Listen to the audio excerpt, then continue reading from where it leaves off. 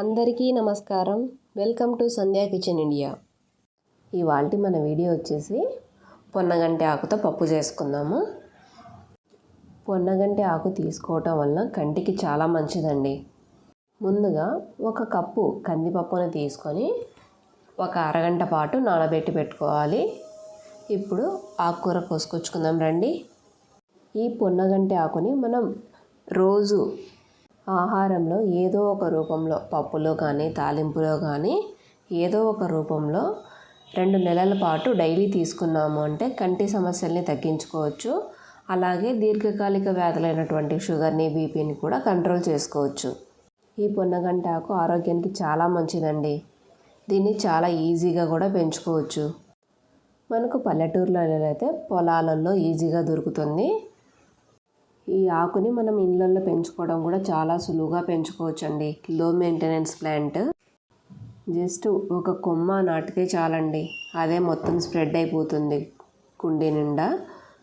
పెరగటం కూడా చాలా త్వరగా గ్రో అవుతుంది. మనం 3 కుండీలలో కనుక వేసుకున్నాము అంటే ఈరోజు ఒక కుండీ, రేపు ఒక కుండీ, ఎల్లుండి ఒక కుండీ కోసుకుంటే మళ్ళీ ఫస్ట్ డేది మళ్ళీ మనకు కోసుకోవడానికి రెడీ అయిపోయి ఉంటుంది. అంత స్పీడ్గా పెరుగుతుందండి ఈ ఆకు. ముందుగా పప్పుకు ఎసరు పెట్టుకోవాలండి. మనం ఇక్కడ గిన్నెలో చేస్తున్నాం కాబట్టి వాటర్ని కొంచెం ఎక్కువగానే పెట్టుకోవాలి. అదే మీరు కుక్కర్లో చేస్తుంటే ఒక కప్పుకి 2 కప్పుల వాటర్ని పోసి ఉడికించుకోవాలి. చూడండి, బేడలు కూడా బాగా నానిపోయాయి కదా. ఇలా నానబెట్టడం వలన పప్పు త్వరగా ఉడుకుతుంది. ఇవి మావి పండించుకున్న బేళ్ళండి, కాబట్టి వీటికి పొట్టు ఉంటుంది.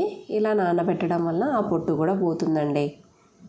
పొట్టు ఉన్నా పర్లేదు, కానీ చూడ్డానికి అంత నచ్చదు కాబట్టి కాసేపు నానబెడితే పొట్టు కూడా ఈజీగా ఊడొచ్చేస్తుంది. బేడ కూడా త్వరగా ఉడికిపోతుంది. ఇప్పుడు మన కేసరి కాగేలోపు ఈ పప్పుకు కావాల్సిన ఒక ఉల్లిపాయని కట్ చేసుకుందాం రండి.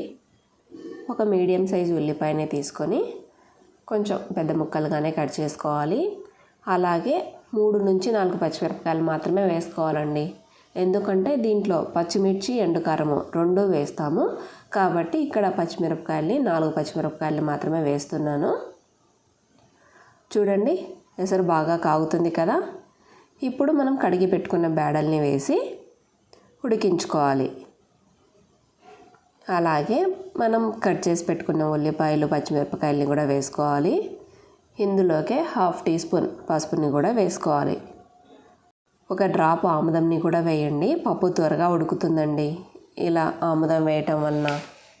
మనకు ఇక ఈ పప్పు ఉడికేలోపు మనం పొన్నగంటి ఆకుని ఆకులంతా ఒలిచిపెట్టుకుందాం రండి. మనం నార్మల్గా పాలకూర, తోటకూర, చుక్కకూర లాంటివి లేత కాడలైతే అలాగే కట్ చేసి వేసుకుంటాం కదా. ఈ ఆకుని అలా కాకుండా ఓన్లీ ఆకుని మాత్రమే గిల్లుకొని వేసుకోవాలండి, కాడలు వేయకూడదు. సేమ్ పొన్నగంటిలాగే ఒక రకమైన కలుపు మొక్క కూడా ఉందండి. అది వాటర్ ఎక్కువ ఉన్న చోట కాలువల వెంట ఇలా మొలుస్తూ ఉంటుంది. పొన్నగంటికి కలుపు మొక్కకి తేడా ఏంటి అంటే పొన్నగంటిది కాడ గట్టిగా ఉంటుంది, కలుపు మొక్కది కాడ మనకు స్ట్రా లాగా మధ్యలో హోల్ ఉంటుందండి. అది కలుపు మొక్క. ఈ ఒక్క పాయింట్ గుర్తుంచుకోండి. మీరు ఆకుకూర కొనేటప్పుడు కూడా కాడ చూసి తీసుకోండి. కాడ హోల్ ఉంది అంటే అది కలుపు మొక్క అండి. కాడ గట్టిగా ఉంటేనే మనకు అది పొన్నగంటి కూర. కొందరు ఆకుకూరలు అమ్మే వాళ్ళకు కూడా అది పొన్నగంటి కాదు అని తెలియక అదే పొన్నగంటి అని చెప్పి అమ్ముతుంటారండి. అది వాళ్ళకు తెలియకపోవచ్చు. కానీ మీరు ఆకు కొనేటప్పుడు మాత్రం కాడ తుంచి చూసి కొనండి. ఈ ఒక్క పాయింట్ గుర్తుంచుకోండి. ఇలా మనము ఆకులంతా తీసేసాక ఆ కాడల్ని మళ్ళీ పడేయనక్కర్లేదండి. ఆ కాడల్నే మనం మళ్ళీ సాయిల్లో గుచ్చాము అంటే మళ్ళీ మనకు ఆకులు వచ్చేస్తాయి. మళ్ళీ అది కూడా మనకు ఆకు యూజ్ అవుతుంది. ఇలా మనం ఆకుని ఎక్కువగా పెంచేసుకోవచ్చు. అవే కాడల్ని కోసుకోవడం, మళ్ళీ సాయిల్లో కూర్చోవడం, మళ్ళీ వాటికి ఆకులు వస్తాయి, కోసుకోవటం. ఇంతే అండి, పొన్నగంటిని పెంచడం చాలా ఈజీ. ఇలా కోసుకున్న పొన్నగంటి ఆకుని వాటర్లో వేసి శుభ్రంగా కడిగి పెట్టుకోవాలి. అలాగే కొద్దిగా కొత్తిమీరను కూడా వేసుకోండి, ఈ పప్పులో చాలా బాగుంటుంది. అలాగే ఒక చిన్న టమాటాని కూడా కట్ చేసి వేసుకోవాలి. ఒకసారి పప్పు ఎలా ఉడికిందో చూద్దాం రండి. చూడండి, మనం ఇలా చేతో నలపగానే పప్పు బాగా ఉడికిపోయింది కదా. ఇప్పుడు మనం కట్ చేసుకున్న టమాటాని అలాగే ఆకుకూరల్ని పెట్టి ఉడికించుకోవాలి. ఈ టైంలో ఆకుకూరతో పాటే 1 స్పూను కారంని కూడా వేసి మూత మూసి మరో 10 నిమిషాల పాటు ఉడికించుకోవాలి. కుక్కర్లో కంటే పప్పుని ఇలా విడిగా ఉడికించి చేస్తేనే చాలా బాగుంటుందండి రుచి. కొంచెం టైం ఎక్కువగా తీసుకున్నా కూడా ఇలా చేస్తేనే పప్పు రుచిగా ఉంటుంది. పప్పు మరి కాస్త ఉడికాక ఇప్పుడు చివరన చింతపండును వేసి మరో 10 నిమిషాలు మగ్గించుకుంటే సరిపోతుందండి. చింతపండు కూడా ఆకుకూరతో పాటే వేస్తే బేడ త్వరగా మెత్తబడదు. కాబట్టి మనం లాస్ట్లో దించుతాము పప్పు అయిపోయింది అనుకునే ముందర ఈ చింతపండును వేసి ఒక 5 నిమిషాలు మగ్గించుకుంటే సరిపోతుంది. చూడండి పప్పులోని వాటర్ అంతా కూడా బాగా పోయాయి కదా. ఇక స్టవ్ ఆఫ్ చేసి ఉప్పును వేసి పప్పు ఎరుపుకోవటమే.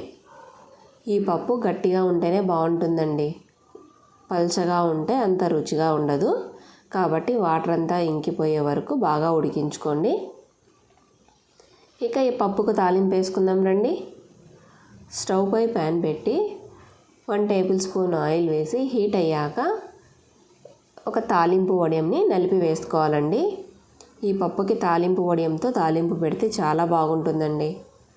అలాగే 2 రెమ్మల కరివేపాకును కూడా వేసి చిటపటలాడాక పప్పులో కలుపుకోవాలి. ఈ తాలింపు వడియము త్వరగా వేగిపోతుంది. ఈ తాలింపు వడియం లింక్ కింద డిస్క్రిప్షన్లో ఉంటుంది చూడండి. ఈ తాలింపు పప్పులో వేయగానే మూత ముయ్యాలండి. అప్పుడే మనకు తాలింపు స్మెల్ అంతా పప్పుకి బాగా పట్టేస్తుంది. పప్పు మనకు మంచి స్మెల్ రుచి బాగుంటుందండి. ఇలా తాలింపు వేసి కలిపాక ఇక గిన్నెలోకి తీసుకొని సర్వ్ చేసుకోవటమే. అంతే అండి, పొన్నగంటి పప్పు రెడీ. ఈ పప్పు రైస్లోకైనా చపాతీలోకైనా చాలా బాగుంటుందండి. తప్పక మీరు ఒకసారి ట్రై చేసి మీకు ఎలా వచ్చిందో కామెంట్ చేయండి. Thanks for watching my video. Please like, share and subscribe to my channel. Thank you.